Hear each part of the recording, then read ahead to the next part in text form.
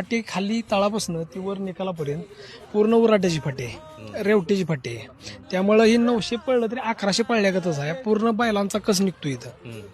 कसं निघतोय रेवट्याची फाटी असली तरी तुम्ही सपाटीकरण करण्याचा प्रयत्न करताय. रोलर बघितलेला आहे पण त्याचं सपाटीकरण चालू आहे. सपाटीकरण म्हणजे या मैदानीला म्हणजे या फाटीला एवढं कष्ट घेतलं या की नुसतं आखूनच आम्ही थांबलो नाही. आखून पहिल्यांदा बारीक सारीक सगळा खडा मोठा खडा दगडं सगळी विचून त्याच्यानंतर पहिल्यांदा फिनिशिंग करून घेतलं पुढच्या बिळच्या ट्रॅक्टरनं. त्याच्यानंतर पाणी मारल्यानंतर रोलिंग मागं चालू आहे बघा. रोलिंग झालं की एक दिवस थांबून पुन्हा पाणी पुन्हा रोलिंग अशा पद्धतीचं क्लिअर आणि चांगल्या पद्धतीचं मैदान करायचे.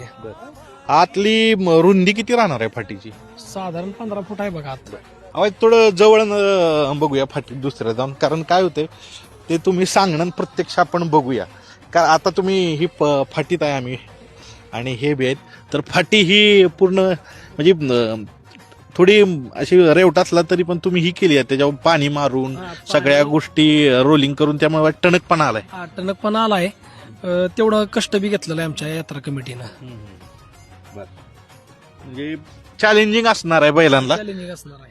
कारण हिंद केसरी किताब मिळवायचे म्हणजे ते सगळं चॅलेंज घेऊनच यश तुम्हाला भेटणार आहे.